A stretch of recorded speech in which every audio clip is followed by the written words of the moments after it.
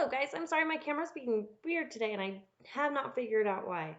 But anyway, we are about to start chapter 7, which is called The Stapletons of Merripit House. Yesterday, the very last thing that happened was that Dr. Watson was unable to sleep. They got to Baskerville Hall and it was super gloomy, and then Dr. Watson couldn't sleep, and he heard a woman crying in the middle of the night. And that's where we stopped. The fresh beauty of the following morning did something to efface from our minds the grim and gray impression which had been left upon both of us by our first experience of Baskerville Hall. As Sir Henry and I sat at breakfast, the sunlight flooded in through the high mullioned windows, throwing watery patches of color from the coats of arms which covered them. The dark paneling glowed like bronze in the golden rays, and it was hard to realize that this was indeed the chamber which had struck such a gloom into our souls upon the evening before. I guess it is ourselves, and not the house, that we have to blame, said the baronet. We were tired from our journey, and chilled by our drive, so we took a grey view of the place. Now we are fresh and well, so it is all cheerful once more. And yet it was not entirely a question of imagination, I answered. Did you, for example, happen to hear someone, a woman, I think, sobbing in the night? That is curious, for I did, when I was half asleep, fancy that I heard something of the sort. I waited for quite a time, but there was no more of it, so I concluded that it was all a dream. I heard it distinctly, and I am sure that it was really the sob of a woman. We must ask about this right away. He rang the bell and asked Barrymore whether he could account for our experience. It seemed to me that the pallid features of the butler turned a shade paler still as he listened to his master's question. There are only 2 women in the house, Sir Henry, he answered. One is the scullery maid, who sleeps in the other wing. The other is my wife, and I can answer for it that the sound could not have come from her. And yet he lied as he said it, for it chanced that after breakfast I met Mrs. Barrymore in the long corridor with the sun full upon her face. She was a large, impassive, heavy-featured woman, with a stern set expression of her mouth, but her telltale eyes were red and glanced at me from between swollen lids. It was she, then, who wept in the night. And if she did so, her husband must know it, yet he had taken the obvious risk of discovery in declaring that it was not so. Why had he done this? And why did she weep so bitterly? Already round this pale-faced, handsome, black-bearded man there was gathering an atmosphere of mystery and gloom. It was he who had been the first to discover the body of Sir Charles, and we had only his word for all the circumstances which led up to the old man's death. Was it possible that it was Barrymore after all, whom we had seen in the cab at Regent Street? The beard might well have been the same. The cabman had described a somewhat shorter man, but such an impression might easily have been erroneous. How could I settle the point forever? Obviously, the first thing to do was to see the Grimpen postmaster, and find whether the first telegram had really been placed in Barrymore's own hands. Be the answer what it might, I should at least have something to report to Sherlock Holmes. Sir Henry had numerous papers to examine after breakfast, so that the time was propitious for my excursion. It was a pleasant walk of 4 miles along the edge of the moor, leading me at last to a small grey hamlet, in which 2 larger buildings, which proved to be the inn and the house of Dr. Mortimer, stood high above the rest. The postmaster, who was also the village grocer, had a clear recollection of the telegram. Certainly, sir, said he. I had the telegram delivered to Mr. Barrymore exactly as directed. Who delivered it? My boy here, James. You delivered that telegram to Mr. Barrymore at the Hall last week, did you not? Yes, father, I delivered it. Into his own hands? I asked. Well, he was up in the loft at the time, so that I could not put it into his own hands, but I gave it into Mrs. Barrymore's hands, and she promised to deliver it at once. Did you see Mr. Barrymore? No, sir. I tell you he was in the loft. If you didn't see him, how do you know he was in the loft? Well, surely his own wife ought to know where he is, said the postmaster testily. Didn't he get the telegram? If there is any mistake, it is for Mr. Barrymore himself to complain.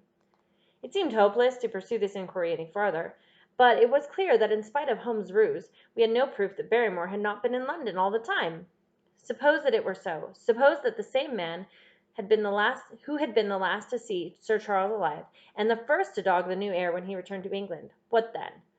Was he the agent of others, or had he some sinister design of his own? What interest could he have in persecuting the Baskerville family? I thought of the strange warning clipped out of the leading article of the Times. Was that his work, or was it possibly the doing of someone who was bent upon counteracting his schemes? The only conceivable motive was that which had been suggested by Sir Henry, that if the family could be scared away from a comfortable and permanent home would be secured for the Barrymores. But surely such an explanation as that would be quite inadequate to account for the deep and subtle scheming which seemed to be weaving an invisible net around the young baronet. Holmes himself had said that no more complex case had come to him in all the long series of his sensational investigations. I prayed as I walked back along the gray, lonely road that my friend might soon be freed from his preoccupations and able to come down and take this heavy burden of responsibility from my shoulders. Suddenly my thoughts were interrupted by the sound of running feet behind me, and by a voice which called me by name. I turned, expecting to see Dr. Mortimer, but to my surprise it was a stranger who was pursuing me. He was a small, slim, clean-shaven, prim-faced man, flaxen-haired and lean-jawed, between 30 and 40 years of age, dressed in a gray suit and wearing a straw hat. A tin box for botanical specimens hung over his shoulder, and he carried a green butterfly net in one of his hands. "You will, I am sure, excuse my presumption, Dr. Watson," said he as he came panting up to where I stood. "Here on the moor we are a homely folk and do not wait for formal introductions. You may possibly have heard my name from our mutual friend Mortimer. I am Stapleton, of Merripit House." "Your net and box would have told me as much," said I, for I knew that Mr. Stapleton was a naturalist. "But how did you know me?" "I have been calling on Mortimer, and he pointed you out to me from the window of his surgery as you passed. As our road lay the same way, I thought I would overtake you and introduce myself. I trust that Sir Henry is none the worse for his journey." "He is very well, thank you." "We were all rather afraid that after the sad death of Sir Charles, the new baronet might refuse to live here.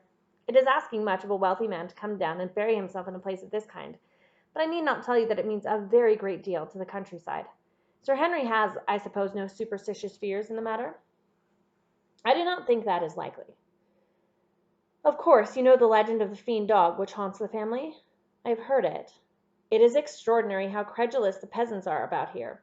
Any number of them are ready to swear that they have seen such a creature upon the moor." He spoke with a smile, but I seemed to read in his eyes that he took the matter more seriously. The story took a great hold upon the imagination of Sir Charles, and I have no doubt that it led to his tragic end. "But how?" "His nerves were so worked up that the appearance of any dog might have had that fatal effect upon his diseased heart. I fancy that he really did see something of the kind that last night in the yew alley. I feared that some disaster might occur, for I was very fond of the old man, and I knew that his heart was weak." "How did you know that?" "My friend Mortimer told me." "You think, then, that some dog pursued Sir Charles, and that he died of fright in consequence?" "Have you any better explanation?" "I have not come to any conclusion.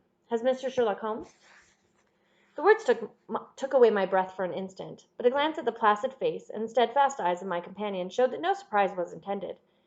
"It is useless for us to pretend that we do not know you, Dr. Watson," said he. "The records of your detective have reached us here, and you could not celebrate him without being known yourself. When Mortimer told me your name, he could not deny your identity. If you are here, then it follows that Mr. Sherlock Holmes is interesting himself in the matter, and I am naturally curious to know what view he may take. I am afraid that I cannot answer that question. May I ask if he is going to honor us with a visit himself?" "He cannot leave town at present. He has other cases which engage his attention." "What a pity! He might throw some light on that which is so dark to us. But as to your own researches, if there is any possible way in which I can be of service to you, I trust that you will command me. If I had any indication of the nature of your suspicions, or how you propose to investigate the case, I might perhaps even now give you some aid."